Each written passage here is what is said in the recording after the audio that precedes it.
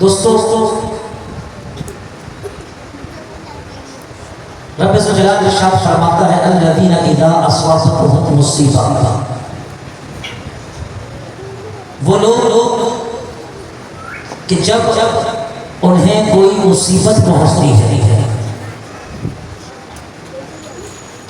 قالوا، تو وہ کہتے ہیں انا للہ و انا الیہ راجعون، ہم اللہ کے ہیں اور ہمیں اللہ ہی کی طرف لوٹ کر جانا ہے۔ رب فرماتا ہے اولئک علیہم صلوات من ربہم ورحمہ، رب ذوالجلال فرماتا ہے یہی وہ لوگ ہیں جن پر اللہ کی نعمتیں بھی ہیں اور پروردگار کی رحمتیں بھی ہیں۔ وَأُولَٰئِكَ هُمُ الْمُهْتَدُونَ، رب فرماتا ہے یہی وہ لوگ ہیں جو ہدایت والے ہیں۔ تو پتہ چلا جو مصیبت پر اِنَّا لِلَّهِ وَإِنَّا إِلَيْهِ رَاجِعُونَ کے کلمات جو قرآن میں ذکر ہے ادا کرتے ہیں، تو اللہ رب العزت ایسے لوگوں پر اپنی رحمتوں کا بھی نزول فرماتا ہے اور اللہ تعالیٰ ایسے لوگوں کو ہدایت والا کہہ کر پکارتا ہے۔ پھر دوستوں رسولوں کو میدان کربلا میں امام علی مقام امام حسین رضی اللہ تعالیٰ اپنے 72 ساتھیوں کے ساتھ بغیر لڑائی بغیر جنگ کے ارادے کے کم و بیش 7 محرم الحرام کو پہنچے۔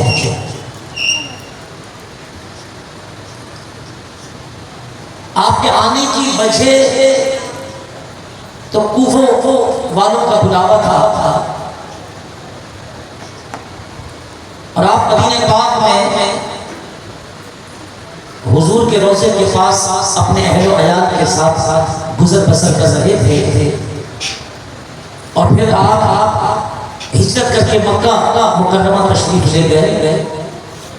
اس دوران کوفے والوں کی طرف سے ایک روایت کے مطابق 1200 اور ایک روایت کے مطابق 400 اور ایک روایت کے مطابق 150 چٹھیاں خط مکتوب امام علی مقام امام حسین رضی اللہ تعالیٰ کو موصول ہوئے پہنچے۔ دوستو امام علی مقام امام حسین رضی اللہ تعالیٰ عنہ جس چٹھی کو بھی کھولتے تھے اندر لکھا ہوتا اے حسین ہماری طرف سے سلام قبول کیجئے اور جتنا جلدی ہو سکے آپ کوفے آ جائیے، ہم آپ کے منتظر ہیں، آپ کے ہاتھ پر بیعت کرنا چاہتے ہیں۔ جس چٹھی کو کھولتے ہیں اندر اسی طرح کا مفہوم، بلکہ بعض یہ لکھا ہوتا کہ اے حسین پاک اگر آپ ہمارے بلانے پر نہ آئے تو کل قیامت میں ہم نانا حضور کی بارگاہ میں عرض کر دیں گے کہ ہم نے تو حق کی خاطر آپ کے نواسے حسین کو بلایا تھا کہ ہم آپ کے ہاتھوں پر بیعت بھی کریں گے، آپ سے وفا کریں گے اور آپ کے ساتھ ہی جینا مرنا اپنی زندگی گزاریں گے، ہم نانا حضور کی خدمت میں عرض کر دیں گے، تو پھر ہمارا کوئی قصور نہیں ہوگا، پھر آپ کی ذمہ داری ہوگی۔ تو جس چٹھی کو کھولتے اس میں اسی طرح مفہوم۔ اب چٹھیاں 1200 ہو تو بہت بڑی چیز ہے، میں کہتا ہوں 150 چٹھی بھی اگر اس دور کے لحاظ سے کہ جب گھوڑوں پر خچروں پر گدھوں پر اونٹوں پر جانا آنا ہو اور 150 چٹھی کسی شخص کے پاس پہنچ جائے اور اس میں یہی مفہوم ہو کہ آپ آئیں، آپ نے آنا ہے، کوفے والے آپ کے لیے بےتاب ہیں، تو بتائیں تو ذہن کیا کہتا ہے؟ امام علی مقام امام حسین رضی اللہ تعالیٰ عنہ نے آپس میں سب سے مشورہ کیا اور مشورہ کرنے کے بعد جناب حضرت مسلم کو آپ نے کہا کہ تم مجھ سے پہلے پہنچو وہاں پر، وہاں کے حالات دیکھو، معاملات دیکھو، اگر تمہیں لگے کہ ہاں وہاں کے معاملات بہتر ہیں اور جیسے چٹھیاں آئی ہیں کوفے والے اسی حساب سے ہمیں چاہتے ہیں چٹھیاں بالکل درست ہیں تو پھر ہمیں ایک چٹھی لکھو جو تمہاری طرف سے چٹھی ہوگی، ہم اس کو پڑھتے ہی ہم بھی کوفے کی طرف روانہ ہو جائیں گے۔ چنانچہ مشورہ طے پایا اور امام مسلم کو کوفے کی طرف روانہ کر دی گیا۔ میرے دوستوں اور بزرگوں، امام مسلم رضی اللہ تعالیٰ عنہ امام عالی مقام امام حسین کے کزن ہیں، چچا عقیل کے بیٹے امام مسلم، آپ کے چچا زاد بھائی امام مسلم، آپ نے اپنا سفیر بنا کر، قاصد بنا کر جناب مسلم کو کوفہ روانہ کر دیا۔ اب امام مسلم جب کوفہ پہنچے تو لوگوں کو پتہ چلا کہ جی نائب حسین امام مسلم کوفے کے اندر آ گئے۔ لوگ جوک در جوک امام مسلم کے پاس آنا شروع ہو گئے۔ آپ نے دیکھا ماحول تو بڑا سازگار ہے اور یہ لوگ تو اتنا پیار کرتے ہیں، اتنی محبت کرتے ہیں۔ 40,000 افراد جوک در جوک آتا رہا اور امام مسلم کے ہاتھ پہ بیعت کرتا رہا۔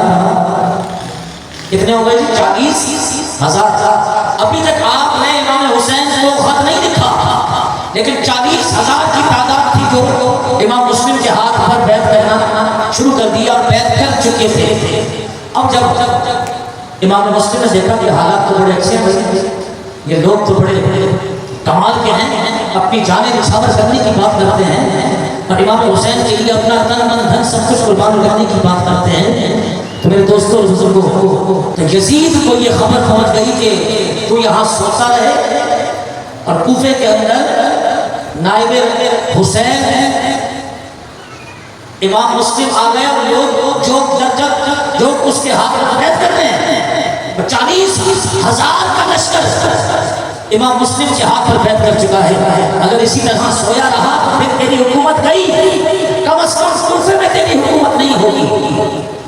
اللہ اکبر۔ نعمان بن بشیر جو ہے وہ کوفے کا گورنر تھا۔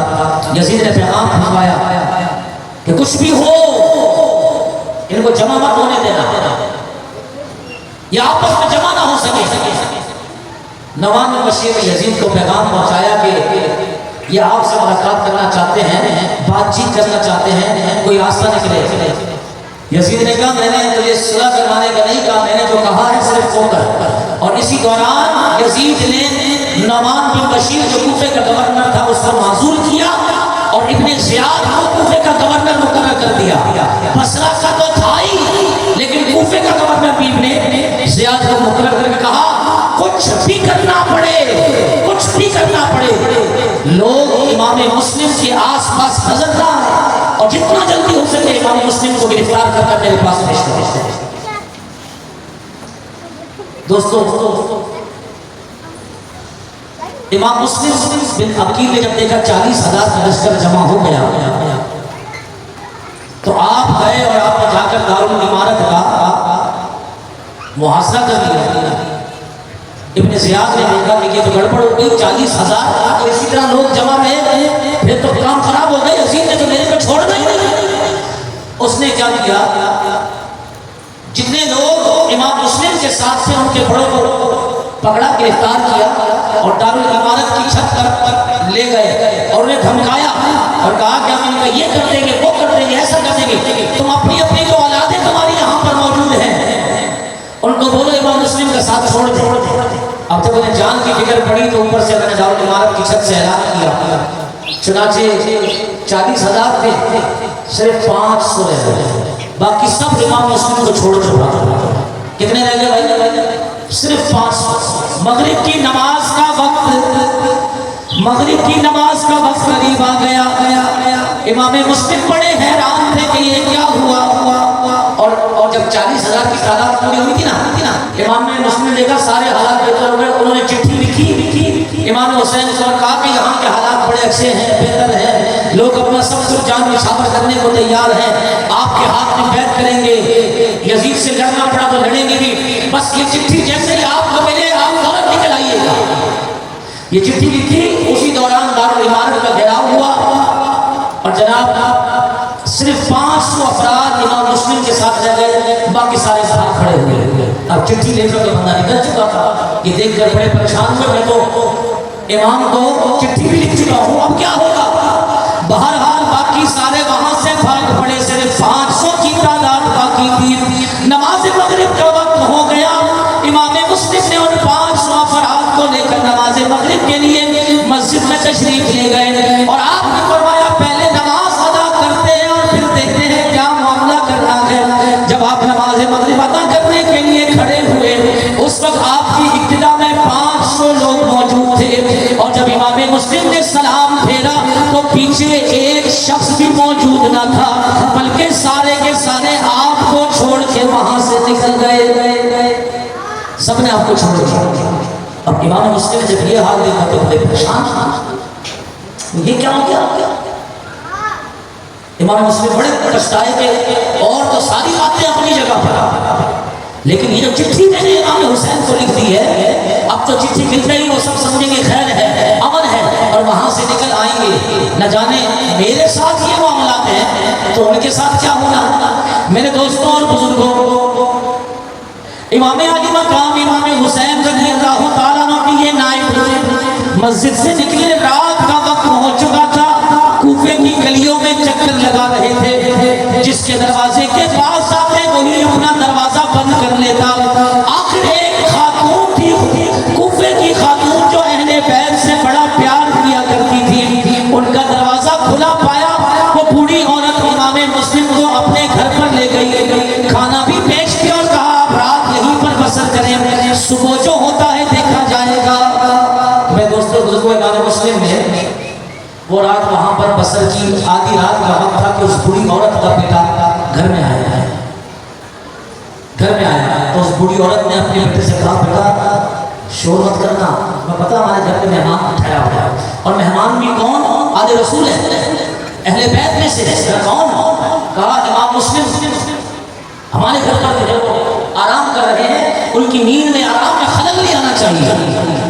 اس نے کہا ماما ٹھیک ہے ماں، میں شور نہیں کروں گا۔ لیکن دوستوں بدبخت دل ہی دل میں سوچنے لگا ارے انہیں کو پکڑ کر لے جانا اور ابن زیاد کے حوالے کرنے سے تو انعام رکھا گیا ہے، یہ تو میں آسمانوں پر تلاش کرتا ہوں، یہ زمین پر مجھے مل گئے، میرے ہی گھر میں آرام کر رہے ہیں۔ صبح ہونے کا انتظار کرنے لگا، آنکھوں سے نیند اپنی بھی بھاگ گئی کہ کمال ہے، صبح انہیں پکڑ کر گرفتار کرواؤں گا اور انعام حاصل کر لوں گا۔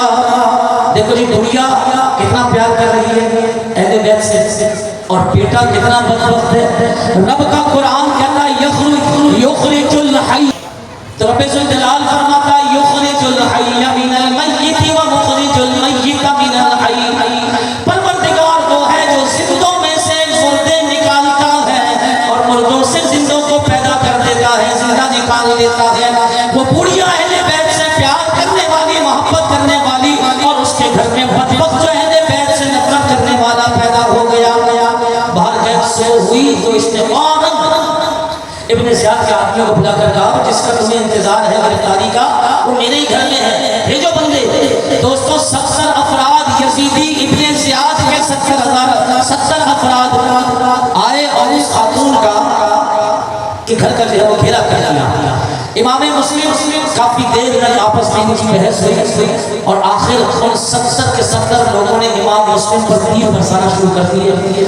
آپ زخمی ہو گئے اور آپ کا دندان پاک، آپ کا دانت مبارک بھی شہید ہو گیا، اور آپ نے سوچ لیا کہ بھائی اب جو ہے معاملہ بڑے خراب ہو گئے اور اب بچنے کا کوئی چانس لگتا نہیں۔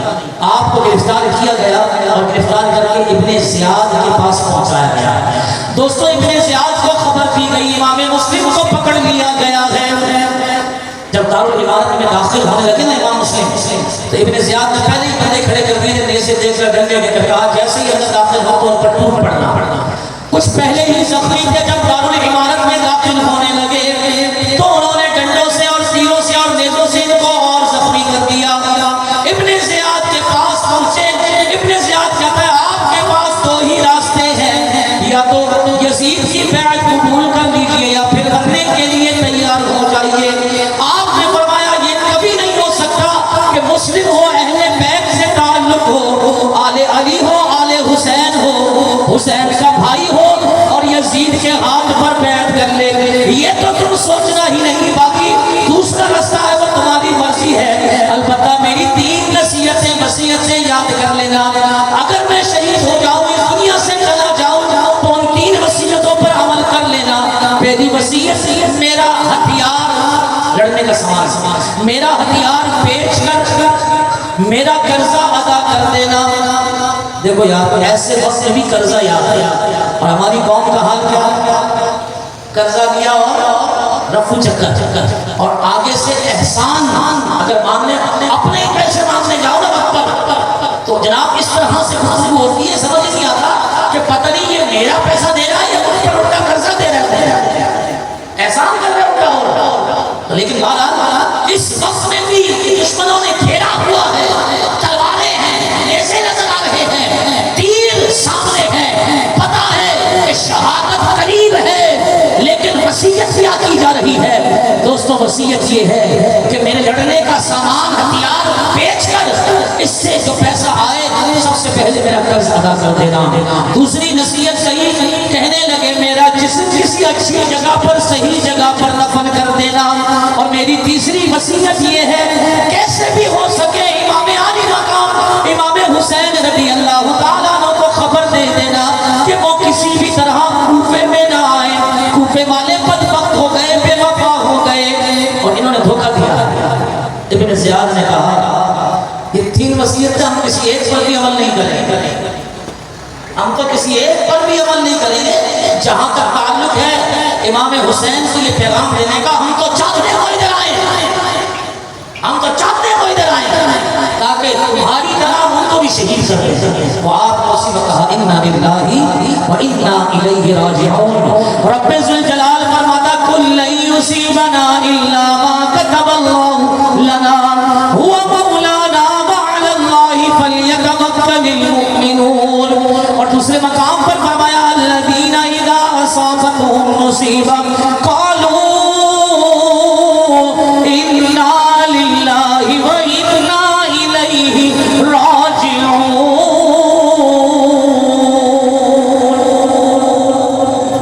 امام علی مقام تک خبر نہیں پہنچ سکے گی، اس پر آپ نے انا للہ و انا الیہ راجعون پڑھا، اور جو ہی آپ نے انا للہ و انا الیہ راجعون پڑھا تو ابن زیاد نے حکم دیا کہ ان دارال عمارت کی چھت پر لے جایا جائے اور وہاں سے نیچے پھینک دیا جائے۔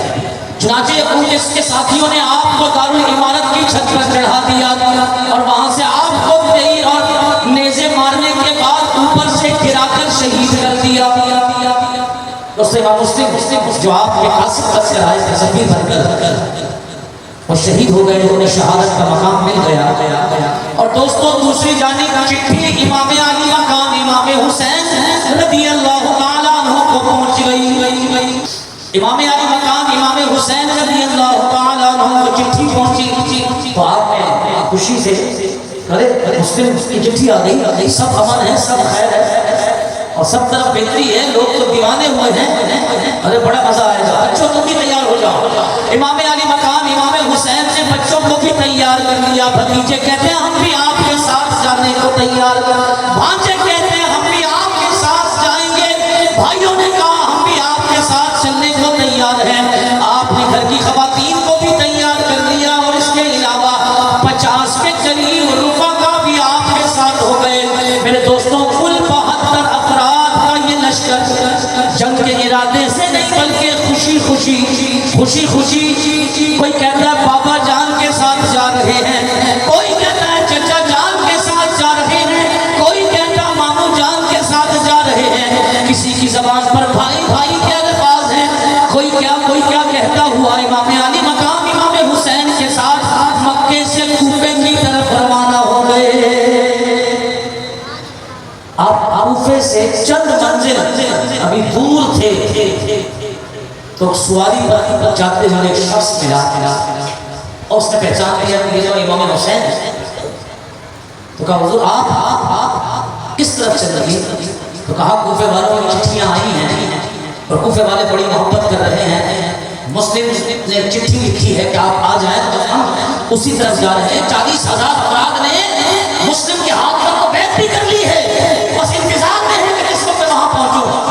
اسی خوشی کے اندر ہم اپنے بچوں کو لے جا رہے ہیں، بھتیجوں کو لے جا رہے ہیں، بھائیوں کو، بھانجوں کو، ارے ہم تو اپنی خواتین کو بھی اس خوشی کے موقع پر کوفے لے کر جا رہے ہیں۔ اللہ اکبر۔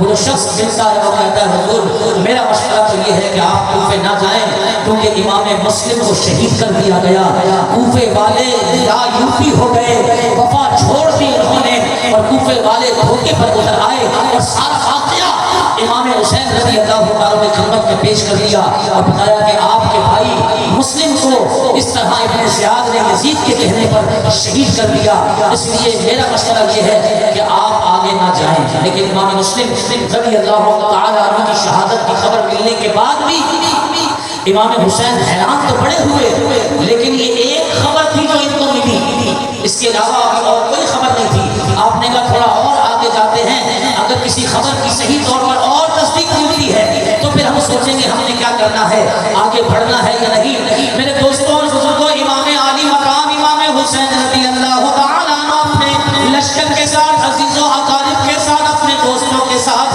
اپنے اہل و عیال بیوی بچوں کے ساتھ کوفے کی طرف روانہ ہو گئے کہ رستے کے اندر حر بن یزید کا لشکر ملا۔ حر بن یزید، جی ہاں، ابن زیاد نے 6000 کا لشکر حر بن یزید کی سرپرستی کے اندر امام حسین کو گرفتار کرنے کے لیے بھیجا تھا، تو بس رستے کے اندر جو ہے ملاقات ہو گئی، اور دوستو امام حسین رضی اللہ تعالیٰ عنہ کو گرفتار کرنے کے لیے آگے بڑھا، اور امام عالی مقام امام حسین رضی اللہ تعالیٰ عنہ نے اس کو روک کر پوچھا، ہاں بھائی تم مجھے گرفتار کیوں کرتے ہو؟ اور کہنے لگا آپ باغی ہیں، آپ یزید سے آپ نے بغاوت کی ہے۔ آپ نے کہا میں نے کون سی بغاوت کی؟ کہا آپ کو سب کچھ پتا ہونے کے باوجود آپ جو ہے وہ اس کے ہاتھ پر بیعت نہیں کر رہے۔ کہا بیعت نہ کرنا ایک الگ چیز ہے، ہمیں تو پتہ ہی نہیں، ہمیں تو یہ چٹھیاں بھیجی گئی، ہم تو آ ہی نہیں رہے تھے، ہمیں تو چٹھیاں بھیجی گئی کہ آپ پہنچے، بلکہ چٹھیوں کے اندر تو یہ بھی لکھا کہ اگر آپ کوفے نہیں آئے تو کل قیامت کے اندر ہم سے گلہ مت کیجیے گا، ہم قصوروار نہیں ہوں گے، ہم تو نانا جان کی بارگاہ میں کہہ دیں گے ہم نے تو چٹھیاں لکھ لکھ کر بلایا تھا کہ آپ آئیں تو آپ کے ہاتھ پر ہم بیعت کریں، اور آپ آئے نہیں تو اس لیے قیامت میں ہمارا کوئی قصور نہ ہوگا۔ اے غل، ہم کو یہ چٹھیاں پڑھ پڑھ کر 150 کے برابر چٹھیاں ہیں، ہم نے یہ چٹھیاں پڑھی تو ہم نے مکہ چھوڑ کر ہم نے کوفے کا رستہ اختیار کیا۔ اب اگر یہ لوگ باغی ہو گئے اور اگر ان لوگوں نے ساتھ چھوڑ دیا تو ہمیں واپس جانے تو ہم یہاں سے واپس چلے جاتے ہیں۔ غل نے کہا بات تو آپ ٹھیک کر رہے ہیں کہ آپ کو تو پتہ ہی نہیں تھا، اور ہمیں جو ہے وہ ابن زیاد نے آپ کو گرفتار کرنے کے لیے بھیج دیا، آپ کو تو یہ معاملات کا پتہ ہی نہیں، اور کوفے والوں نے آپ کو بلایا، ہمیں تو یہ بھی نہیں پتا۔ بھلا دیکھو چٹھیاں، سنو جی، تھا تو مسلمان اور اہل بیت سے پیار بھی کرنے والا تھا، اس نے وہاں پر ایک کام کرتے ہیں، ابھی وقت نہیں ہے، جب رات ہوگی نا میرے لشکر والے سو جائیں گے تو پھر آپ اپنے لشکر کے ساتھ یہاں سے واپس نکل جائیے گا۔ میرے دوستوں اور بزرگوں، جب رات کا پہر ہوا، امام علی مقام امام حسین رضی اللہ تعالیٰ عنہ وہاں سے چل پڑے، ابھی تھوڑا ہی دور گئے تھے کہ لوگوں نے آپ کو بتایا یہ وہ مقام ہے جسے کرب و بلا کہا جاتا ہے، جس مقام کا نام کربلا ہے۔ امام علی مقام امام حسین رضی اللہ تعالیٰ عنہ نے دیکھا کہ ہم جس مقام پر کھڑے ہیں اس جگہ کا نام تو کربلا ہے، تو آپ نے فرمایا اے میرے قافلے والوں اپنے خیمے یہیں پر نصب کر دو، کیونکہ اس جگہ کا نام کربلا ہے، اور میں نے اپنے نانا جان سے سنا تھا کہ میرے بیٹے حسین کو کربلا کے میدان کے اندر ہی شہید کیا جائے گا، اس لیے اپنے خیمے اسی جگہ پر گاڑ لو، لگتا ہے ہمارا آخری وقت آ چکا ہے اور ہم نے اب جام شہادت نوش کرنا ہے۔ امام علی مقام امام حسین کا حکم پاتے ہی آپ کے قافلے والے وہیں پر خیمے لگانا شروع کر دیتے ہیں۔ عباس نے لکھا جہاں سے وہ کھڑا کرتے تھے خیمہ گاڑنے کے لیے خون نکلتا تھا، ایسی کوئی بات نہیں، سمجھ آئی؟ ایسی کوئی بات نہیں ہے کہ وہ جہاں سے وہ کھڑا کرتے تھے، یہ واقعی ہونا تھوڑا سا مسالہ لگا کر اور سمجھ رہے نا، تاکہ لوگ سنے تو ان کو اور چسکا سا آئے، مزہ سا آئے کہ جی وہ ایسا ہوا تھا، ایسا کچھ بھی نہیں ہے، جو معتبر تاریخ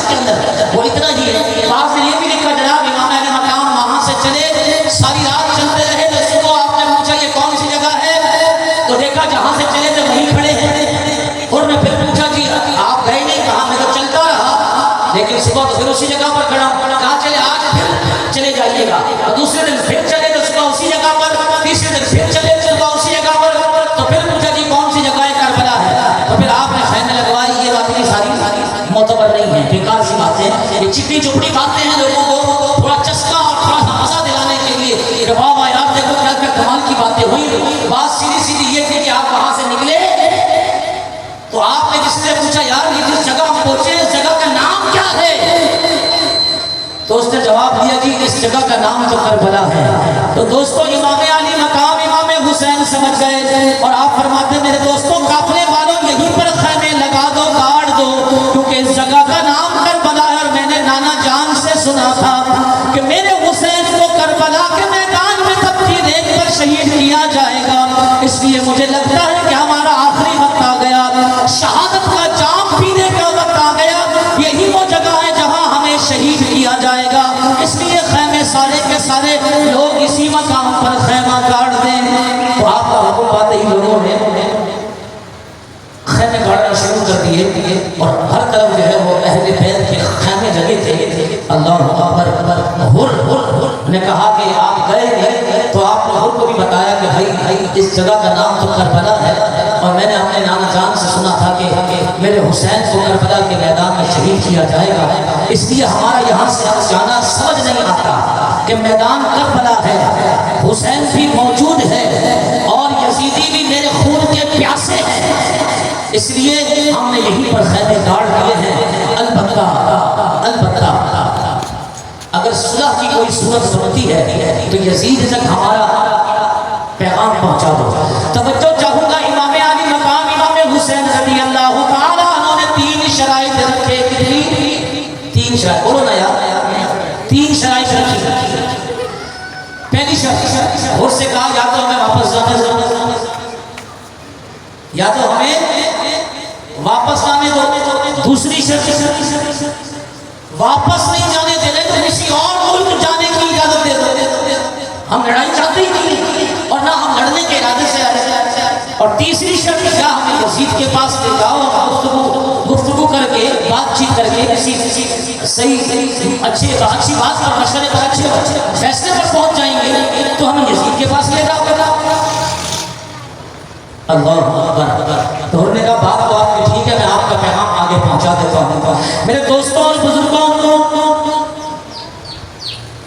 حر نے یہ پیغام ابن زیاد کے پاس پہنچایا, اور ایک روایت میں ہے کہ ابن سعد کے پاس پہنچایا. باہر واپس جو جواب ملا وہ بڑا عجیب سا جواب تھا, اور کہا کہ ہم نے تمہیں صلح کروانے کے لیے نہیں بھیجا, ہمیں یا تو یزید کے ہاتھ پر بیعت چاہیے حسین کی, یا پھر ان کا کٹا ہوا سر چاہیے بس, اور دوسری بات کوئی بھی نہیں. تو ایک روایت کے مطابق حر سے یہ گفتگو ہوئی امام حسین کی, اور ایک روایت کے مطابق ابن سعد سے یہ گفتگو ہوئی. بہرحال زیادہ معتبر قول یہ ہے کہ ابن سعد سے یہ ساری گفتگو ہوئی, کیونکہ حر کے لشکر کے بعد پھر اور لشکر بھی آنا شروع ہو گئے جس کا سرپرست ابن سعد کو بنا کر بھیجا. بہرحال میرے دوستوں اور بزرگوں, 7 محرم الحرام آ گیا, 7 محرم الحرام آ گیا. ابن زیاد کے لوگوں نے, ابن سعد نے امام علی مقام امام حسین کے قافلے پر نظر ڈالی. جب قافلے پر نظر ڈالی نا کہ امام حسین کے ساتھ کون تو امام حسین کے ساتھ تو عباس جیسے بھی لوگ ہیں, بولو سبحان اللہ, ہیں جی, جعفر جیسے لوگ ہیں جی. امام علی مقام امام حسین کے ساتھ آپ کے بھائی بھی تھے, امام علی مقام امام حسین کے ساتھ آپ کی آل میں سے تصویر مصطفیٰ بھی تھی, تصویر مصطفیٰ, ایسے معتبر لوگ بھی تھے. لیکن ان تمام کے اندر جب عباس علمدار پر نگاہ پڑتی تھی نا ان یزیدیوں کی, تو ان کی ہوا نکل جاتی تھی. تعداد کے اندر 22,000, کتنے یزیدی تعداد میں 22,000, لیکن جب نام عباس علمدار کا سنتے تھے کہ حسینی قافلے کے اندر عباس علمدار بھی ہے, تو ان کے چھٹکے چھوٹ جاتے تھے, کہتے بس یہ ایک شخص نہ ہو تو ہم یہ بات 72 کے 72 کو جو ہے وہ ختم کر دیں گے.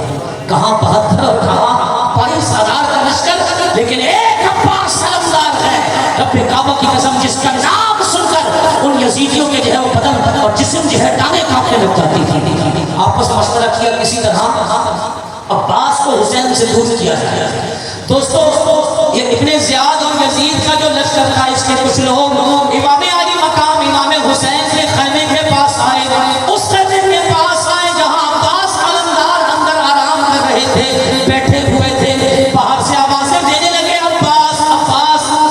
امام حسین نے کہا جاؤ عباس، ہمیں باہر سے کوئی آوازیں دے رہا ہے.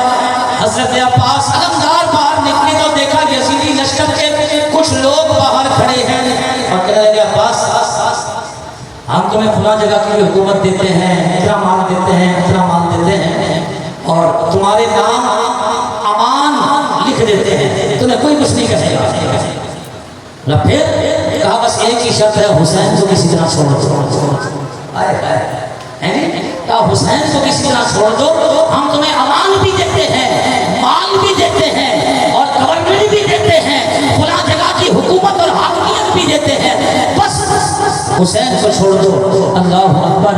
حسین کی ماں کا نام اگر فاطمہ تھا تو عباس کی ماں کا نام بھی فاطمہ تھا، ام البنین. حسین کی ماں نے اگر حسین کی تربیت وفاداری کی تھی تو پھر عباس علمدار کی ماں ام البنین فاطمہ نے بھی عباس کی تربیت وفاداری کی تھی اور گھر سے ساتھ بھیجتے ہوئے نے نصیحت کی تھی کہ عباس کیسی بھی پریشانی اور مشکل حسین پر، مولا حسین پر آئے تو کبھی ان کا ساتھ نہ چھوڑنا، پہلے اپنی جان اللہ کی راہ میں پیش کرنا قربان ہونے کے لیے، اور اس کے بعد پھر جو ہوگا وہ دیکھا جائے گا. تو عباس نے کہا تمہیں شرم نہیں آتی؟ تم حسین کا ساتھ دینے کا چھوڑتے ہو. حسین کو آقا کریم علیہ الصلوۃ والسلام کے نواسے ہیں. ہم نے کبھی زندگی میں یہ تربیت بھی حاصل نہیں کی ہے کہ مشکل وقت ہو اور حسین کا ساتھ چھوڑ کر چلے جائیں. تم بدبخت ہو، تم پر بدبختی طاری ہو چکی ہے، اس لیے تم جا سکتے ہو. اللہ اکبر. جب یہ بات ان یزیدیوں نے سنی کہ عباس کو کسی بھی طرح سے ماننے کو تیار نہیں، تو جناب عباس علمدار کے 3 بھائی اور بھی تھے، جناب عثمان، جناب عبداللہ، ایک روایت میں ابو بکر، جناب یہ تینوں بھائی اور تھے. تو کہا کہ چلو بھائی سے محبت ہوتی ہے، سگے بھائی تو یہ ایک ماں سے تو یہ چاروں ہیں. تو باقی 3 بھائیوں کو گھیرنے کی کوشش کی، لیکن قربان جاؤں عباس کی ماں فاطمہ بنت حزام ہے تو عثمان کی ماں کون ہے؟ وہ بھی تو فاطمہ بنت حزام ہے. عبداللہ کی ماں کون ہے؟ وہ بھی تو فاطمہ بنت حزام ہے. ابو بکر کی ماں کون ہے؟ وہ بھی تو فاطمہ بنت حزام ہے. ارے نام تو سنو کتنے پیارے نام ہیں.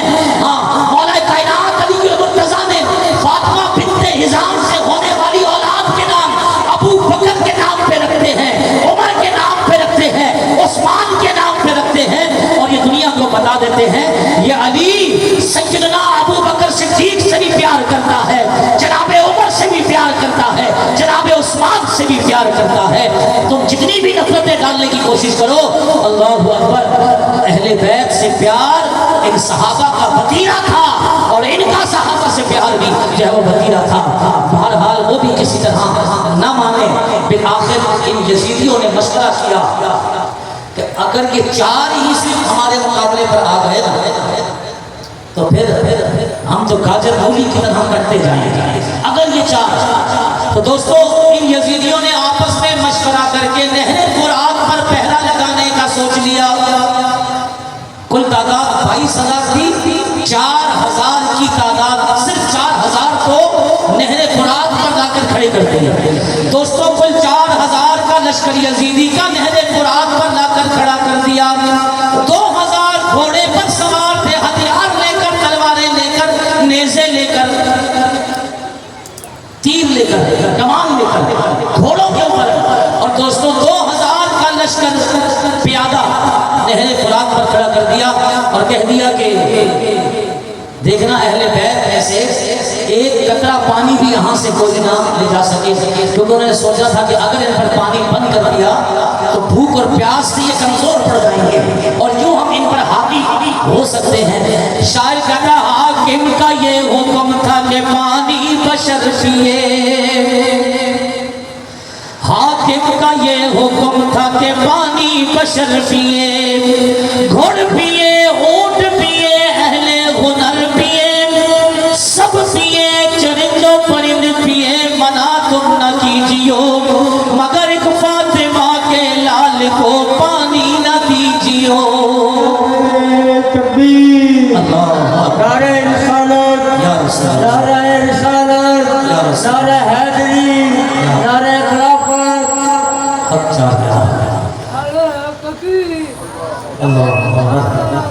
توجہ چاہتا ہوں دوستو، جب نہر فرات کا پانی بند کر دیا، نہر فرات کا پانی، یہ 7واں دن 7 محرم چل رہی ہے، 8ویں شب شروع ہوگی۔ امام علی مقام امام حسین رضی اللہ تعالیٰ عنہ گھوڑے پر سوار ہو کر یزیدی لشکر کے سامنے پہنچ گئے، یزید لشکر کے سامنے پہنچے اور آپ نے تقریر فرمائی، امام علی مقام نے تقریر فرمائی۔ دوستو امام علی مقام امام حسین رضی اللہ تعالیٰ عنہ نے ان یزیدیوں کو پکار کر کہا، یزیدیوں، اے لشکر والوں، اے کوفیوں، میری طرف دیکھو، میں کون ہوں، مجھے پہچانو میں کون ہوں۔ میں تمہارے نبی کا نواسا ہوں اور میں تمہارے نبی کے گلشن کا ایک پھول ہوں، میں وہی ہوں جسے حضور علیہ السلام اپنے کندھے پر سوار کیا کرتے تھے، میں وہی ہوں جسے حضور علیہ السلام اس طرح سونگا کرتے تھے جس طرح کوئی پھول کو سونگا کرتا ہے، میں جنتی نوجوانوں کا سردار ہوں، میں وہی حسین ہوں جس کے لعاب کو حضور علیہ السلام اس طرح چوسا کرتے تھے جس طرح کھجور کو چوسا کیا جاتا تھا، میں وہی ہوں جس کا رونا اللہ کے عرش کو ہلا دیتا تھا، اے یزیدیوں میں وہی ہوں جس کے رونے سے آقا کریم علیہ السلام تڑپ جایا کرتے تھے اور فرماتے، فاطمہ میرے حسین کو رونے نہ دینا، اے فاطمہ میرے حسین کو رونے نہ دیا کرو۔ میں وہی ہوں جس کے بابا مولا علی حیدر کرار ہے، میں وہی ہوں جس کی ماں فاطمہ الزہرا ہے، سیدہ کائنات ہے، اور کہا میں وہی ہوں جس کا تکلیف میں پڑھنا رب ذوالجلال کو گوارا نہیں۔ تم ظلم کو اختیار کر چکے ہو اور پانی بھی بند کر دیا ہے، بتاؤ کل قیامت کے دن میرے نانا جان کو کیا منہ دکھاؤ گے؟ تم جانتے ہو تمہارا اس طرح کرنے سے نانا حضور سیدہ کائنات کے والد بابا جان حضور علیہ السلام کو تکلیف ہوتی ہے، اور رب ذوالجلال نے فرمایا، ان الذین یؤذون اللہ ورسولہ لعنہم اللہ فی الدنیا والآخرہ۔ بے شک وہ لوگ جو اللہ اور اس کے رسول کو اذیت دیتے ہیں، جو اللہ اور اس کے رسول کو اذیت میں مبتلا کرتے ہیں، اذیت دیتے ہیں، لعنہم اللہ فی الدنیا والآخرہ۔ سنو رب ذوالجلال کی ایسے لوگوں پہ دنیا کے اندر بھی لعنت ہے اور آخرت کے اندر بھی اللہ کی ان پر لعنت ہے۔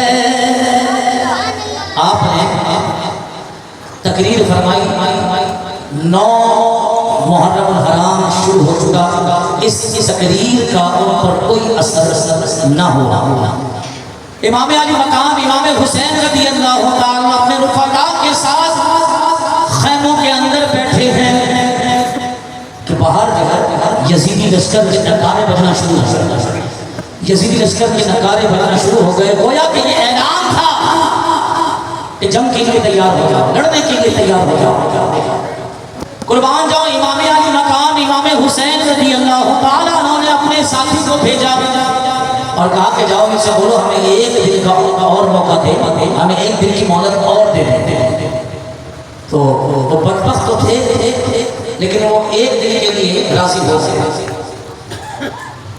میرے دوستوں بزرگوں، امام علی مقام امام حسین رضی اللہ تعالیٰ عنہ نے اعلان فرما کر اپنے جتنے رفقا تھے ان کو جمع کیا، اور جمع کرنے کے بعد آپ نے اب اپنے رفقا سے پہلے یزیدیوں کے سامنے اور اب اپنے ساتھیوں کے سامنے، اپنے دوستوں کے سامنے، اپنے رفقا کے سامنے آپ نے مختصر سی ایک تقریر فرمائی، اور آپ نے فرمایا اپنے عزیزوں سے کہا کہ تم سب میری محبت میں یہاں آئے تھے، لڑنے کے لیے نہیں آئے تھے، ہم تو جنگ کے ارادے سے نہیں آئے تھے، تم سب میری محبت کے اندر یہاں پر آئے۔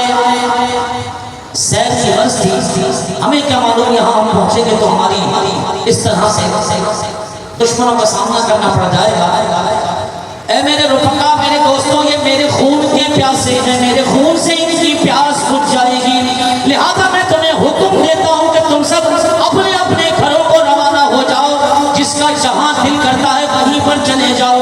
رفقا نے کہا جب امام کی یہ بات سنی تو کہنے لگے تمام رفقا، امام علی مقام امام حسین سے یہ کہنے لگے اور متفقہ طور پر اعلان کیا کہ اب یہ نہیں ہو سکتا کہ ہم آپ کو اس حالت میں چھوڑ کر، تکلیف بھری حالت میں چھوڑ کر، اس مصیبت کے حالت میں چھوڑ کر، دشمنوں کے حوالے کر کے ہم آپ کو یہاں سے چھوڑ کر چلے جائیں۔ اگر ہم نے ایسا کیا تو کل قیامت کے دن اللہ کے محبوب علیہ الصلوۃ والسلام کی بارگاہ میں ہم کیا جواب دیں گے؟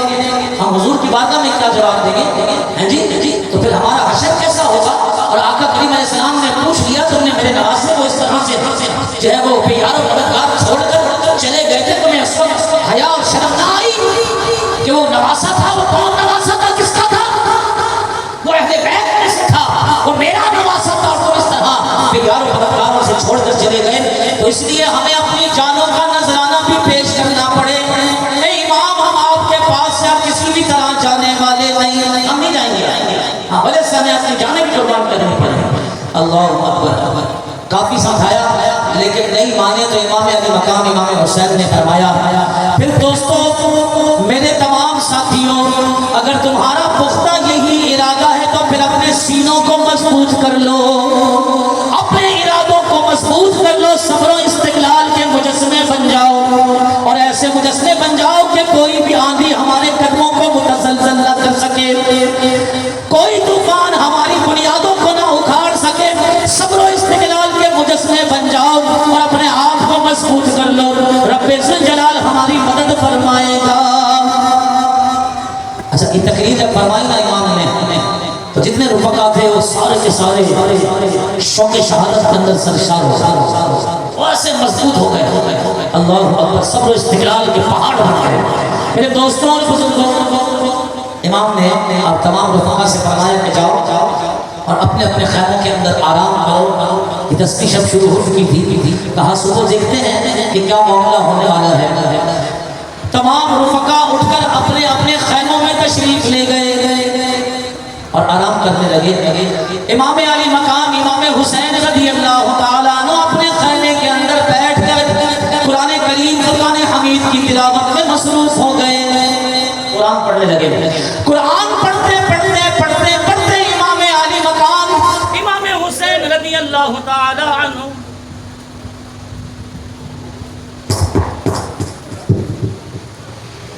اللہم صلی علی، آپ حضرات سے کہہ رہا ہوں کہ پاک پڑھیے اللہم صلی علی سیدنا ومولانا محمد وعلی آلہ وسلم الصلاۃ والسلام علیکم یا سیدی یا رسول اللہ۔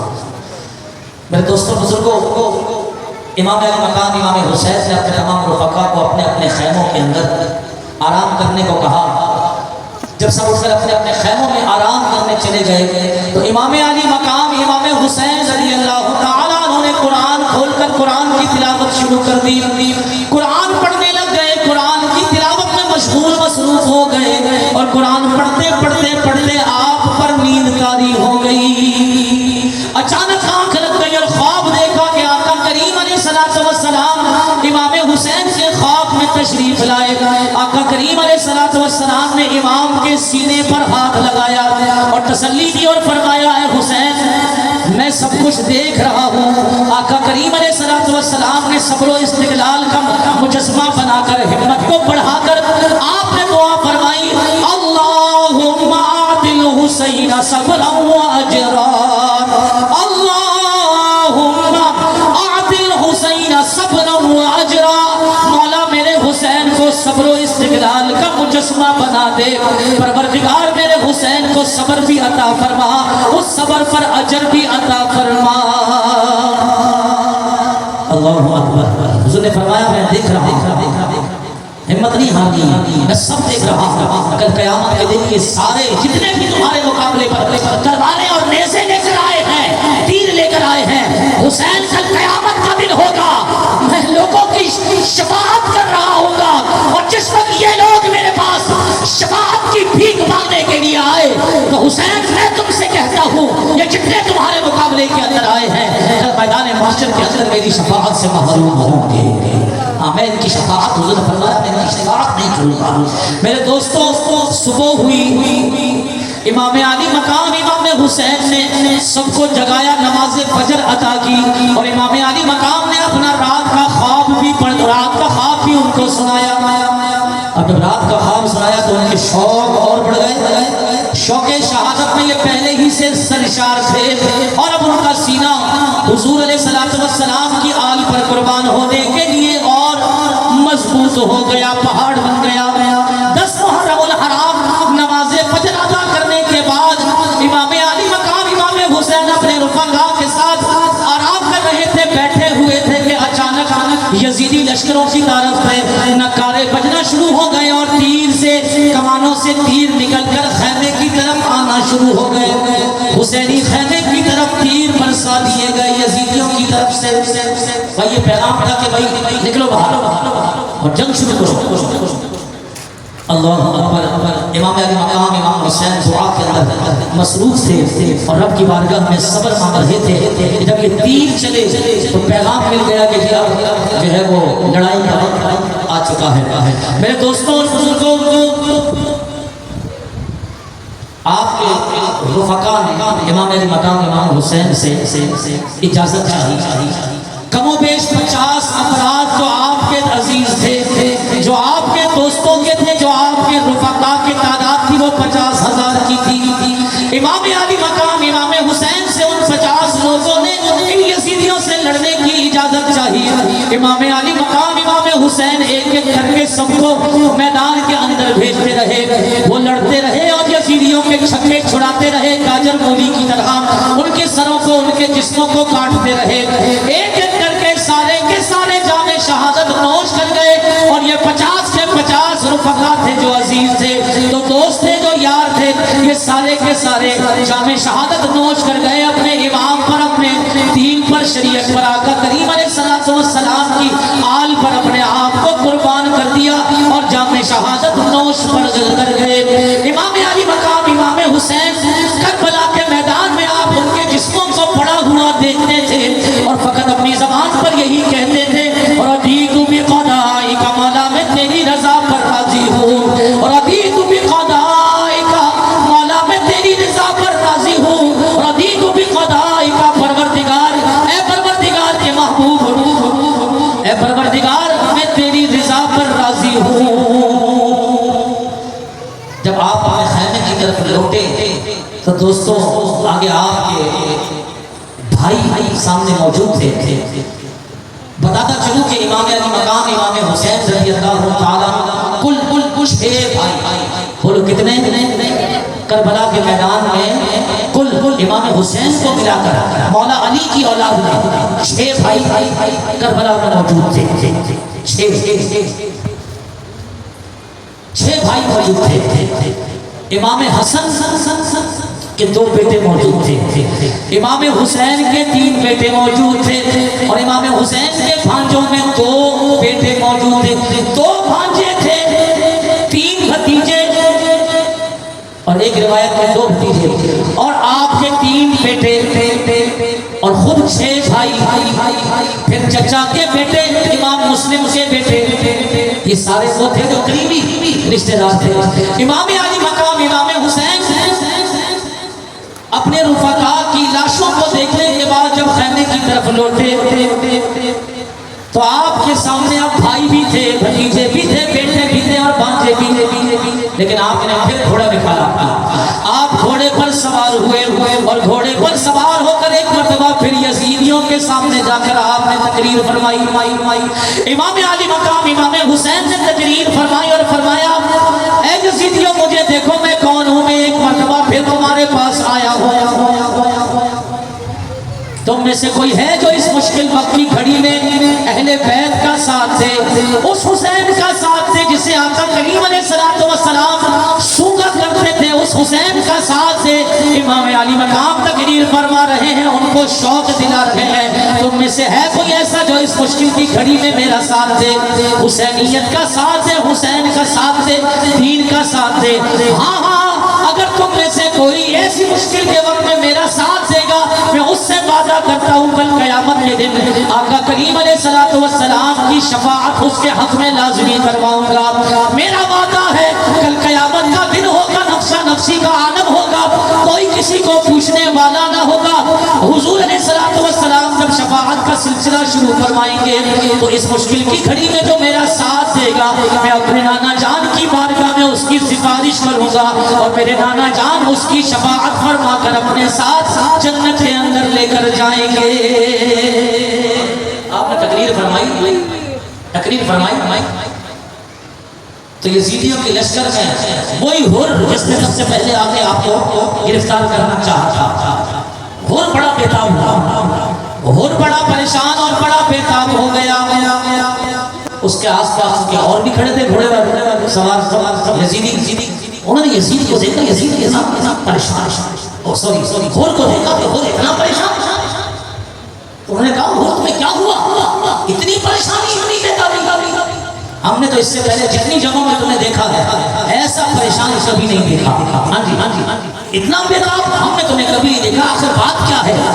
اور کہنے لگا ہاں میں بے چین ہوں، میں پریشان ہوں، کیونکہ میرے ایک طرف جنت ہے اور ایک طرف دوزخ ہے۔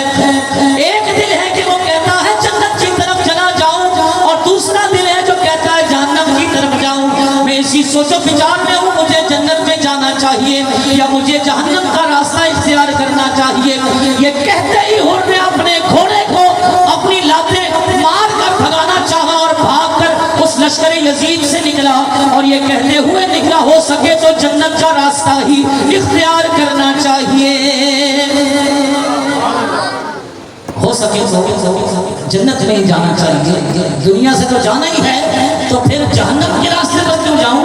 ہاں ان کو چاہیے کہ وہ جنتی راستہ اختیار کرے۔ شاعر کہتا ہے ہر جب یزیدی لشکر سے نکلا تو یہ کہتے ہوئے نکلا کہ یہ نعرہ ہر کا تھا، یہ نعرہ ہر کا تھا جس وقت فوجے شام سے نکلا، یہ نعرہ ہر کا تھا جس وقت فوجے شام سے نکلا، کہ دیکھو یوں نکلتے ہیں جہنم سے خدا والے، کہ دیکھو یوں نکلتے ہیں جہنم سے خدا والے۔ ہزاروں میں 72 تن تھے تسلیم و رضا والے، حقیقت میں خدا ان کا اور یہ تھے خدا والے۔ اور کسی نے جب وطن پوچھا تو یوں حضرت نے فرمایا، کسی نے جب وطن پوچھا تو یوں حضرت نے فرمایا، مدینے والے کہلاتے تھے اب ہیں ہم کربلا والے، مدینے والے کہلاتے تھے اب ہیں کربلا والے۔ اور حسین بن علی کی کیا مدد کر سکتا تھا کوئی، حسین بن علی کی کیا مدد کر سکتا تھا کوئی، یہ تو خود مشکل کشا تھے اور تھے مشکل کشا والے، یہ تو خود مشکل کشا تھے اور تھے مشکل کشا والے۔ ہزاروں میں 72 تن تھے تسلیم و رضا والے، حقیقت میں خدا ان کا تھا اور یہ تھے خدا والے۔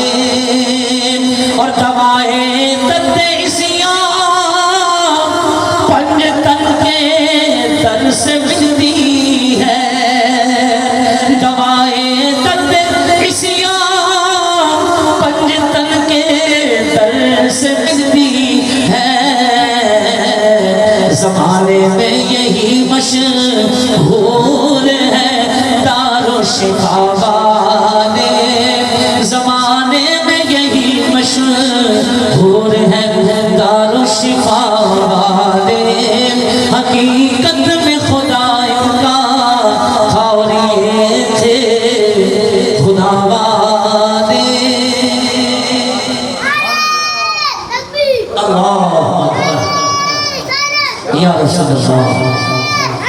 یا علی یا علی یا علی یا علی۔ میرے دوستوں بزرگوں، گھوڑ یزیدی لشکر سے نکلا اور اپنے گھوڑے کو دوڑ لگا کر امام علی مقام امام حسین کی بارگاہ میں آ گیا۔ امام حسین کی بارگاہ میں آ کر کھڑا ہو گیا اور کہنے لگا، اے حسین ابن علی، اگر میں آج آپ کا ساتھ دے دوں تو کیا آپ یہ وعدہ کرتے ہیں کل قیامت کے دن آپ آقا کریم علیہ السلام یعنی اپنے نانا جان کی شفاعت کو میرے لیے لازم کروا دیں گے؟ کیا آپ ضمانت دیتے ہیں؟ قربان جاؤں، امام علی مقام امام حسین نے ضمانت اختیار فرمائی اور آپ نے حور کی شفاعت قیامت کے دن اپنے نانا جان سے کروانے کی مکمل ذمہ داری لے لی۔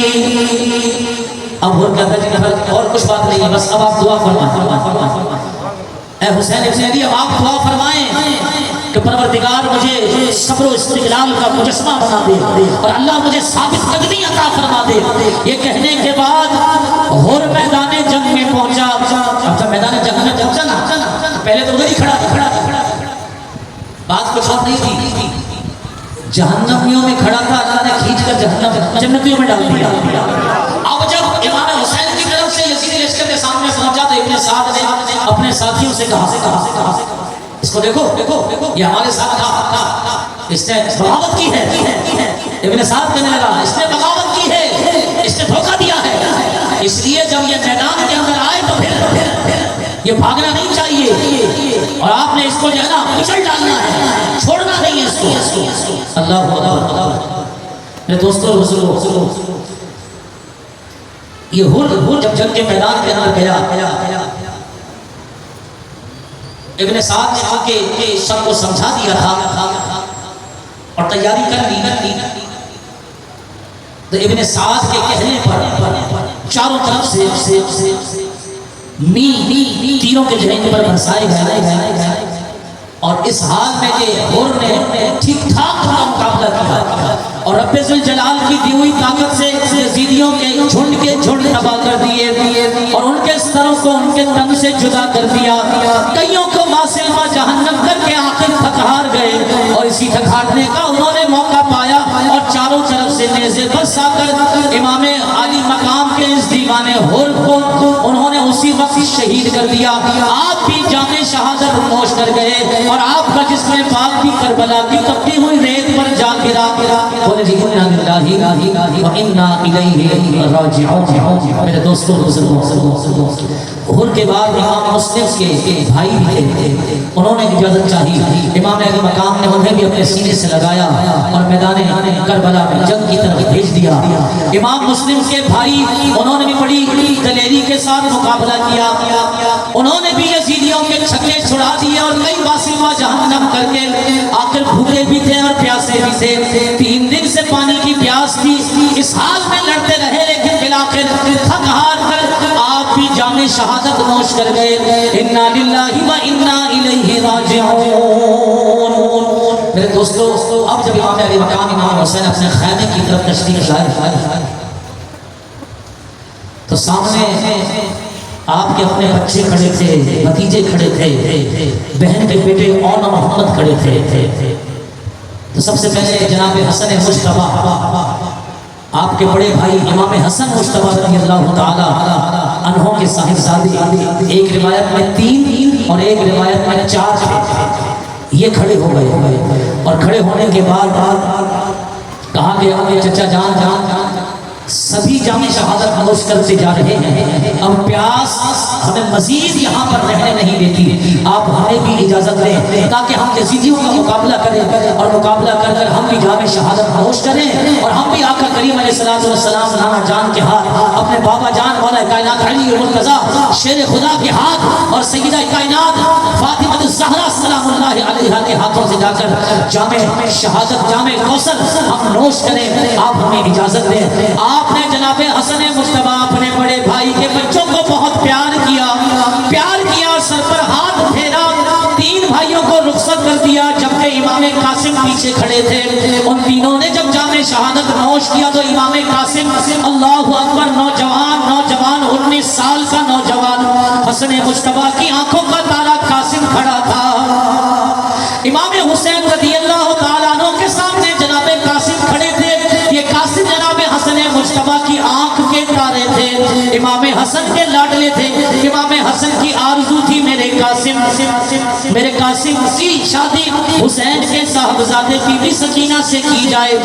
قاسم نے امام قاسم نے امام حسین سے کہا کہ آپ مجھے اجازت دیجیے. تو آپ نے حسن مجتبیٰ کی اس آرزو کا اظہار کیا کہ وہ تو چاہتے ہیں تمہاری سکینہ سے شادی کر دی جائے, نکاح. اگر تم بھی چلے گئے تو یہ آرزو کیسے پوری ہوگی؟ میرے دوستوں اور بزرگوں, یہ تمنا کیسے پوری ہوگی؟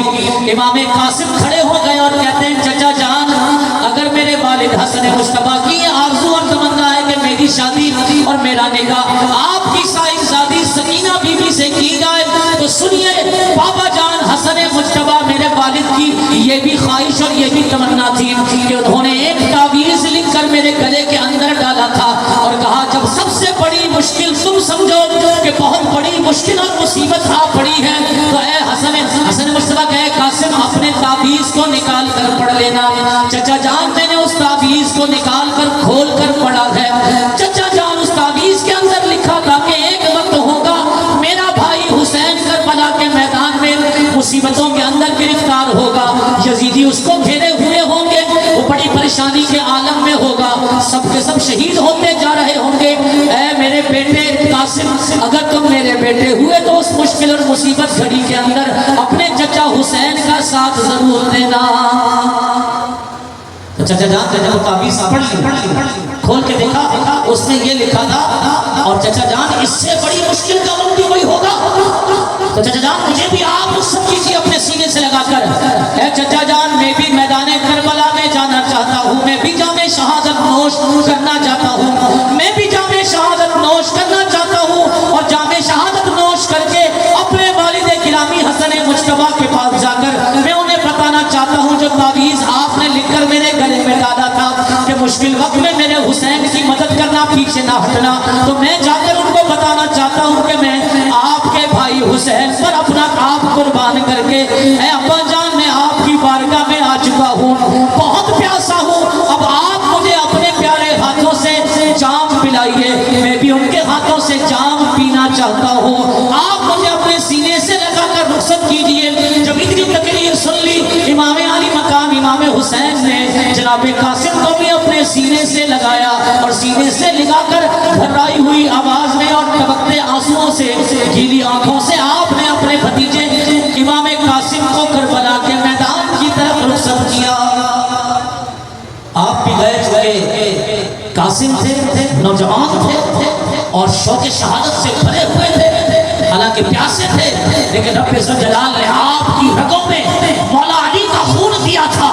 آج حسن مجتبیٰ کا خون آپ کی رگوں کے اندر دوڑتا تھا, اور حسن مجتبیٰ اور حسین پاک مولا علی کی اولاد سے ہیں, تو خون تو وہی تھا جناب قاسم کی رگوں کے اندر ہی. اس لیے میدان کربلا میں گئے, اور جانے کے بعد آپ نے ان کے کئی اور بعض روایتوں میں آتا 70 سے زیادہ, اس 19 سال کے نوجوان نے 70 سے زیادہ ان یزیدیوں کو واصل و جہنم کیا, اور پھر زخموں سے چور چور ہو کر, تیروں سے چور چور ہو کر, تیروں کے زخم لگ لگ کر, نیزوں کے زخموں سے چور ہو کر آخر آپ بھی جام شہادت نوش کر گئے, اور آپ بھی اس کربلا کی ریتیلی زمین پر اور تپتی ہوئی زمین پر نیچے تشریف لے آئے. اِنَّا لِلَّهِ وَإِنَّا إِلَيْهِ راجعون.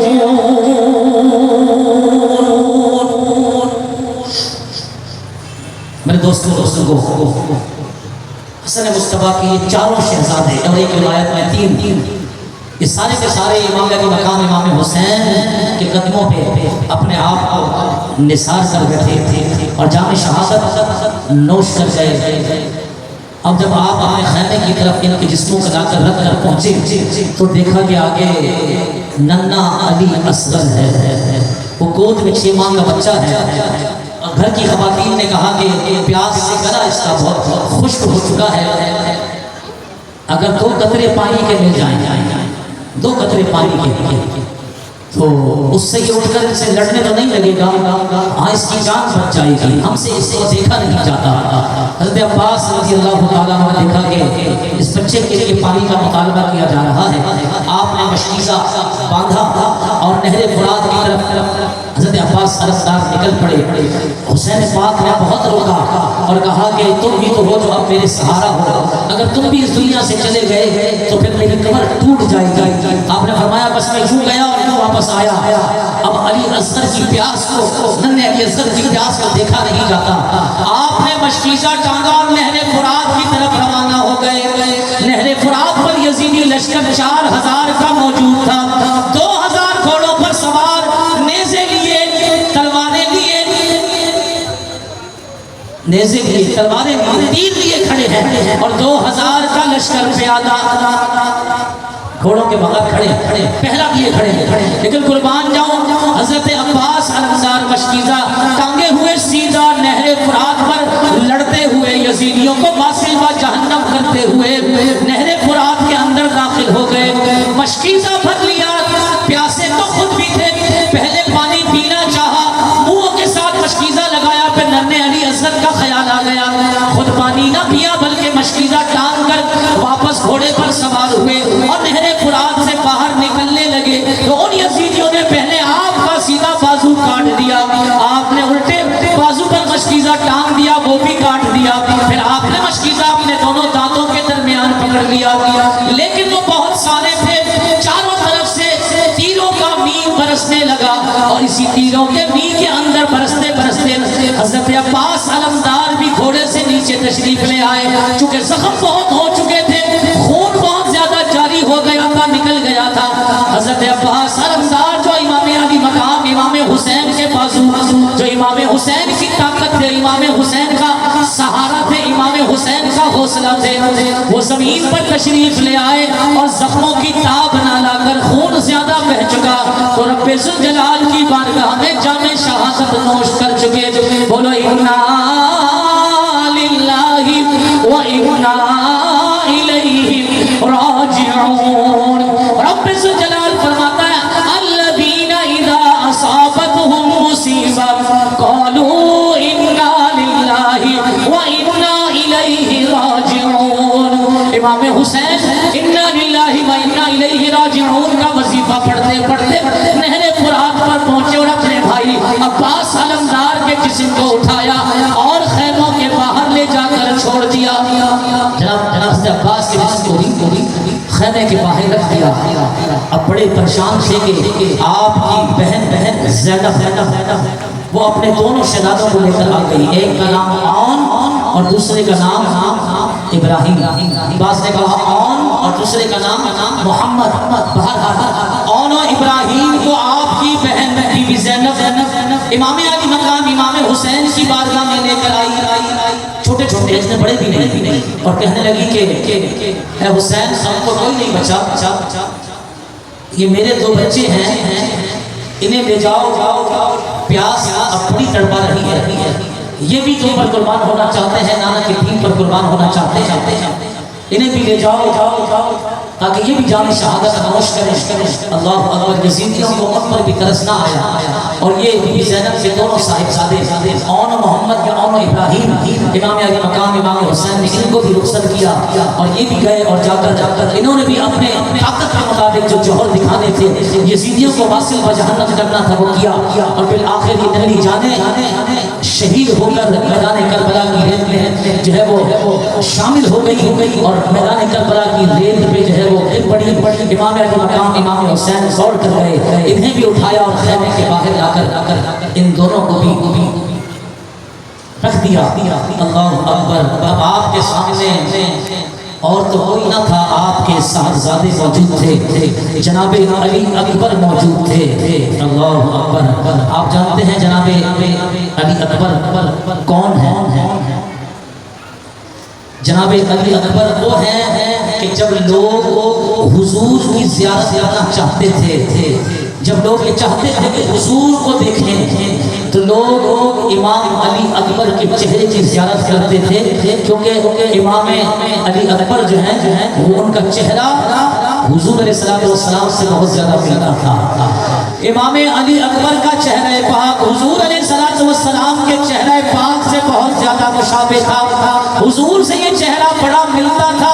لوگ جب زیارت کرنا چاہتے حضور علیہ السلام کے دیدار کے لیے تڑپتے تو امام علی اکبر امام حسین رضی اللہ تعالیٰ عنہ کے بڑے صاحبزادے امام علی اکبر کا دیدار کر لیتے, امام علی اکبر کی زیارت کر لیتے اور انہیں کچھ نہ کچھ تسلی ہو جاتی ہے.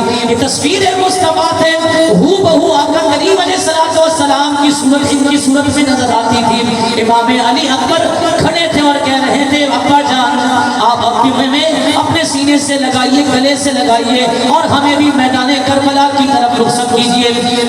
بڑی بے چینی ہے, بڑی بےتابی ہے. امام علی مقام امام حسین نے ان کو تسلی دی اور کہا تم جانتے ہو تم تصویر مصطفیٰ ہو, تم جانتے ہو تم تصویر مصطفیٰ ہو. تمہیں دیکھ کر تو حضور علیہ السلام کے دیدار کی جو ہماری بےتابی اور بے چینی ہوتی ہے ہم اس پیاس کو بجھا دیتے ہیں. اگر تم بھی جاتے رہے, تم بھی شہید ہو گئے تو تصویر مصطفیٰ گھر سے جاتی رہے گی. ہم دیدار کے لیے کس کے چہرے کو دیکھیں گے. باہر گئے, قربان جاؤں امام علی اکبر, انہوں نے بڑی ضد کی اور ضد کرنے کے بعد امام علی مقام امام حسین رضی اللہ تعالیٰ عنہ نے آپ کو بھی گلے سے لگایا, سینے سے, اور میدان کربلا کی طرف روانہ کیا. میرے دوستوں اور بزرگوں, حضرت امام علی اکبر تصویر مصطفیٰ روانہ ہو رہی تھی. یہ کون جا رہا تھا؟ یہ تصویر مصطفیٰ جا رہی تھی. یہ کون جا رہا تھا؟ یہ وہ ہستی جا رہی تھی جسے دیکھ کر ہم لوگ حضور علیہ السلام کے دیدار کی جو تڑپ ہے اس کو بجھا لیا کرتے تھے. میدان کربلا کی طرف تصویر مصطفیٰ جا رہی تھی. اللہ اکبر. یہ امام علی مقام امام حسین کا لخت جگر جا رہا تھا. امام علی مقام امام حسین کا بڑا بیٹا علی اکبر جا رہا تھا. دوستو جب میدان کربلا کے اندر امام علی اکبر پہنچے تو لوگوں نے کہا کہ یہ کون ہے؟ ارے اس کی صورت تو اللہ کے نبی سے ملتی ہے.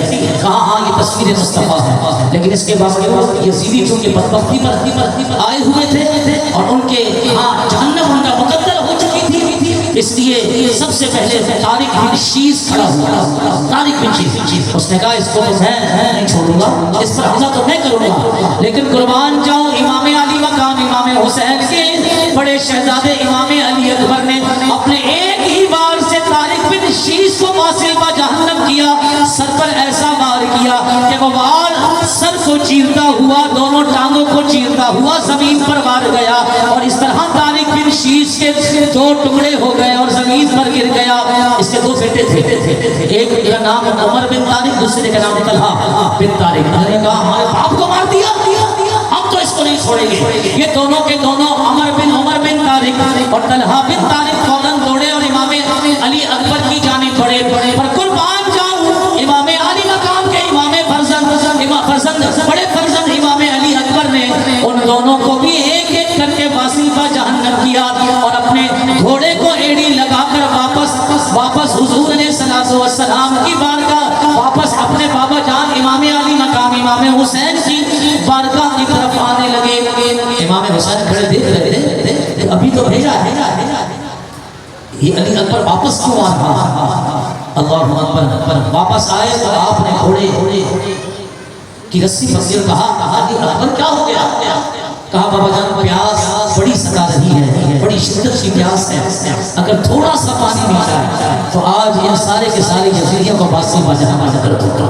اللہ اکبر. پانی کہاں سے لائے؟ بعض لوگوں نے لکھا کہ امام علی مقام نے انہیں تسلی دے کر واپس بھیج دیا, لیکن بعض نے لکھا کہ امام علی مقام امام حسین نے اپنی زبان پاک اپنے بیٹے علی اکبر کے منہ کے اندر سوکھی زبان ڈال دیا اور کہا بیٹا اسی کو چوس لو, شاید تمہیں تسلی ہوتی ہو. لیکن یہ روایت یہ بات بھی لوگوں نے بعض کتابوں کے اندر لکھی, اس کی اتھینٹسٹی کوئی بھی نہیں ہے. بہرحال لوگوں نے مسئلہ لگانے کے لیے بہت ساری باتیں واقعہ کربلا کے اندر داخل کی ہیں, لیکن بعض نے لکھا اس لیے میں نے آپ کے سامنے ذکر کر دیا. لیکن آپ نے اپنے صاحبزادے علی اکبر, اپنے بڑے فرزند علی اکبر تصویر مصطفیٰ کو تسلی دی اور دوبارہ گھوڑے پر سوار کیا اور سوار کر کے میدان کربلا کی طرف بھیج دیا. جناب آپ بھی میدان کربلا میں گئے, کچھ جو تسلی آپ کو مزید ملی, آپ نے بھی ان یزیدیوں پر اس طرح سے تلواریں والے چلائیں گے کاجر اور مولی کی طرح یزیدیوں کے سر کٹتے پھر رہے تھے، بڑے پریشان ہو گئے کہ یہ کیا ہو گیا، ایسی طاقت کس طرح سے ان کے پاس آ گئی، ہم نے تو پانی بھی بند کر دیا تھا، کھانا بھی ان پر روک دیا تھا، پھر بھی اتنی طاقت، یزیدیوں کے سر کٹتے جا رہے تھے، زمین پر گرتے جا رہے تھے، واصل کا جہنم ہوتے جا رہے تھے۔ ابن سعد حکم دیا کہ یہ ایسے تو نہیں قابو آئے گا، چاروں طرف سے گھیرو اور گھیر کر پٹیوں کا بھی بسا دو۔ چاروں طرف سے گھیرنے کے بعد ان پر امام علی اکبر پر چاروں طرف سے نیزوں کا اور تیروں کا بھی بسا دیا گیا۔ می برسنا تھا کہ جسم کے مختلف حصوں پر چھید پڑ گئے، خون بہنے لگے، خون کے فوارے نکلنے پڑے، خون کچھ زیادہ بہ گیا تو آپ امام علی اکبر گھوڑے سے زمین پر تشریف لے آئے اور آپ ظالموں نے آپ کے جسم پاک سے آپ کے سر پاک کو جدا کر دیا، تن سے سر جدا کر دیا اور آپ بھی جام شہادت نوش کر گئے، بولے انا للہ و انا الیہ راجعون۔ میرے دوستوں بزرگوں، امام حسین میدان کربلا میں پہنچے اور اپنے لخت جگر امام علی اکبر کے جسم پاک کو اٹھا کر لائے اور خیمے کے باہر رکھا۔ اب صرف آپ کے سامنے اپنے ایک بیٹے امام زین العابدین کا چہرہ تھا اور چھوٹا بیٹا ننھا علی اصغر وہ موجود تھا۔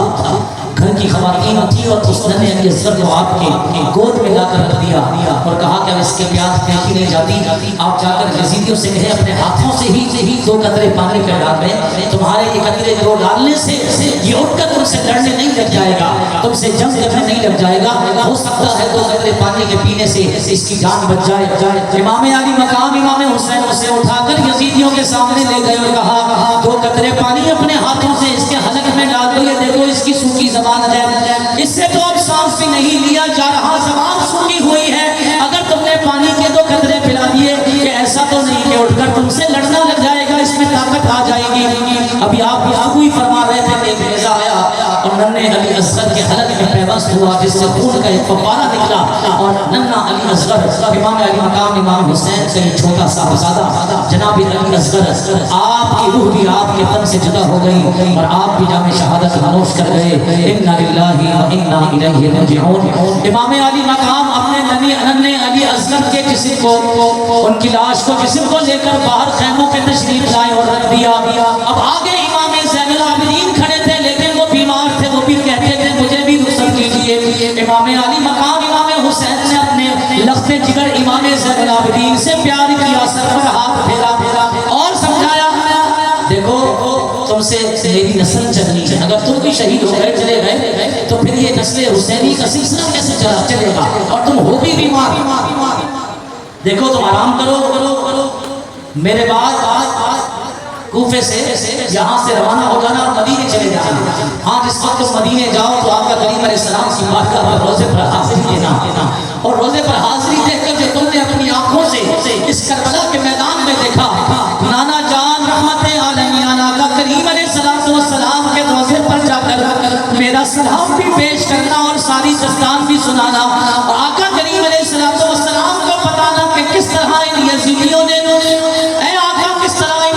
نے آپ کے گلشن کے پھولوں کو کاٹ ڈالا، ریزہ ریزہ کر دیا اور کربلا کی مٹی کے اندر ملا دیا، اور کہنا کہ آپ نے بابا جان حسین ابن علی کے خواب میں آ کر کہا تھا اے حسین حوصلہ رکھنا، حسین نے حوصلہ رکھا اور آپ نے وعدہ کیا تھا قیامت کے دن جب لوگ میری شفاعت کے لیے آئیں گے تو آپ نے وعدہ کیا تھا کہ جتنے تمہارے مقابلے کے اندر ہیں میں کسی کی بھی شفاعت نہ کروں گا، تو اے زین العابدین تو میرا یہ پیغام حضور کے روزے پہ جا کے دینا کہ آپ کو یہ وعدہ یاد ہے نا کہ قیامت کے دن یہ جتنے مقابلے کے اندر آئے ہیں، جنہوں نے تیر لے کر آپ کی اولاد پر چلائے ہیں، جنہوں نے نیزوں سے وار کیے تھے اور جنہوں نے تلواریں آپ کی اولاد پر چلائی ہیں اور شہید کیا ہے، کل قیامت میں نانا جان سے کہنا کسی کی شفاعت نہ کرنا۔ اللہ اکبر، قربان جاؤں امام علی مقام امام حسین رضی اللہ تعالی عنہ حضور علیہ السلام کی دستار باندھتے ہیں، امامہ شریف اپنے چہرے پر اپنے سر پر باندھتے ہیں، امام حسن کا پٹکا اپنی کمر پر کس لیتے ہیں، پٹکا سمجھتے ہیں نا، چادر ہوتی ہے جو کمر پہ باندھی جاتی ہے. حضور علیہ السلام کی دستار امام اپنے چہرے اپنے سر پر باندھ کر جناب حسن اپنے بھائی کا پٹکا کمر پہ باندھا اور اپنے والد مولا کائنات علی المرتضیٰ شیر خدا کرم اللہ تعالی وجہہ الکریم کی تلوار ذوالفقار ہاتھوں میں لے کر گھوڑے پر سوار ہو گئے اور میدان کربلا کی طرف نکل پڑے. عباس نے آپ کی آج بھی زینب آ گئی اور جناب انہوں نے آپ کو رخصت کیا. یقینی طور پر آپ گھر والوں سے ملے ہیں. آپ کی دو ازواج پردہ دار خواتین کے اندر امام حسین کی دو ازواج تھی، ایک شہر بانو اور دوسری رباب. یہ تو آپ کی بیویاں تھیں جو ساتھ آئی تھی. آپ کی اولاد میں بی بی سکینہ بھی موجود تھی اور بعض مورخین نے لکھا اور بھی آپ کی اولاد بچیوں میں موجود. بہرحال آپ نے تمام کو الوداع کہا، گھوڑے پر سوار ہو گئے اور آپ نے پٹکا حضور علیہ السلام کا باندھا، پٹکا اپنے بھائی امام حسن کا باندھا، امامہ حضور کا باندھا تلوار، اپنے والد مولا علی کی بھی گھوڑے پر سوار ہو کر میدان کربلا کی طرف روانہ ہو گئے. اللہ اکبر. اہل بیت اطہار، اہل بیت میں سے 10 کے آخری تھے. ایک پیچھے امام زین العابدین مردوں میں بچے تھے اور یہ ان کے والد امام علی مقام امام حسین رضی اللہ تعالیٰ عنہ. امام علی مقام امام حسین میدان کربلا کے اندر ان یزیدیوں کے سامنے پہنچے اور پہنچنے کے بعد آپ نے پھر ایک مختصر سی تقریر فرمائی.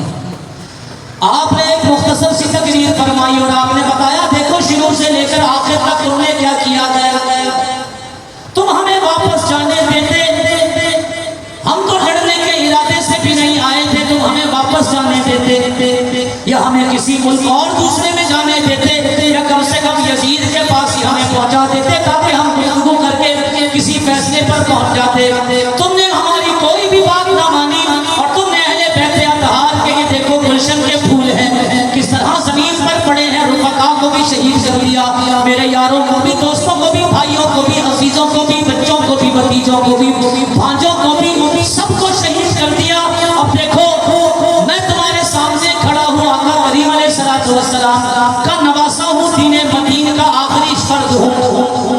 دیکھو تم تو میرے خون کے پیاسے تھے، صرف تم مجھے ہی شہید کر دیتے تمہارا کام تو ہو جاتا. تم نے اتنا بڑا ظلم کیا، زیادتی کی اور آپ نے پھر پیغام دیا سنو تم جتنے بھی مقابلے کے اندر آئے ہو، جنہوں نے نیزے اٹھائے ہیں، جنہوں نے تیر چلائے ہیں، جنہوں نے تلواریں چلائی ہیں، جو گھوڑے پر سوار ہو کر آئے ہیں، جنہوں نے اونٹ پر سواری کی ہے، جن کے ارادوں میں ذرہ برابر بھی اہل بیت کا بغض موجود ہے، ان سے نفرت موجود ہے. میں رب کعبہ کی قسم کھا کر کہتا ہوں، میں نے اپنے آقا نانا جان رحمت عالمیان سے وعدہ کیا ہے کل قیامت کا دن ہوگا، لوگ حضور کی سفارشیں پا کر جنت کے اندر داخل کیے جائیں گے اور میں وعدہ کرتا ہوں تم میں سے کسی ایک کی بھی سفارش اور کسی ایک کی بھی شفاعت آقا کریم علیہ السلام کی بارگاہ میں قبول نہیں ہونے دوں. ابن سعد نے بولا کہ بہت تقریر ہو گئی. چلو ہاں ہم باتیں سننے کے لیے تیار نہیں. میرے دوستوں اور بزرگوں، امام علی مقام امام حسین نے تلوار ہاتھ میں لی ہوئی، تلوار ہاتھ میں لی ہوئی. یہ تلوار چلتی تھی، یہ کون سی تلوار ہے؟ جب میدان خیبر کے اندر چلتی تھی تو اس تلوار سے آواز آتی تھی لا فتح الا علی ولا سیف الا ذوالفقار.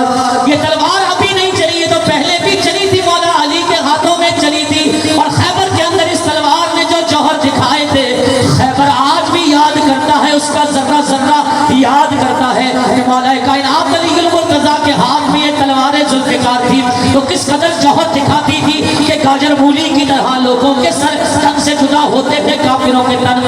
آج یہ تلوار امام علی مقام امام حسین کے ہاتھ میں ہے اور وہی جوہر دکھا رہی ہے.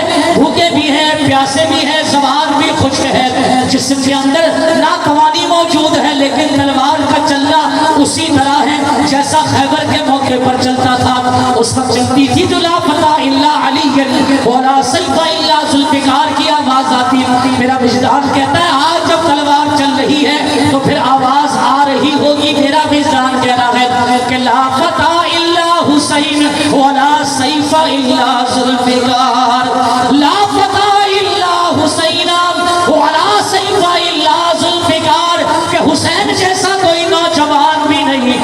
تلوار ذوالفقار جیسی کوئی تلوار بھی نہیں. یا علی یا علی یا علی. میرے دوستوں بزرگوں، امام علی مقام امام حسین نے ان کے سینکڑوں یزیدیوں واصل و جہنم کیا اور بالکل بے قابو تھے، یہاں تک کہ جو آپ کا گھوڑا تھا امام علی مقام امام حسین کے ساتھ وہ بھی حملہ آور تھا، وہ بھی اپنے سامنے جس کو دیکھتا تھا اسی کو اپنے پایوں سے اور اپنی ٹانگوں سے اور اپنے کھروں سے جو ہے وہ مارتا جاتا تھا. ادھر امام علی مقام امام حسین کی تلوار کاجل انگلیوں کی طرح یزیدیوں کو کاٹتی تھی اور وہاں امام حسین کا وہ گھوڑا اپنے ٹانگوں کے نیچے یزیدیوں کو روکتا ہوا جاتا تھا. جب بہت سارے یزیدی سینکڑوں کی تعداد میں مر گئے، واصل کا جہنم ہو گئے، اتنے سال نے حکم دیا اگر یہی حال رہا تو ہم اس دنیا میں باقی نہ رہیں گے، ہم سارے کے سارے ہلاک و برباد ہو جائیں گے، اس لیے اب ان کو چاروں طرف سے گھیر لیا جائے.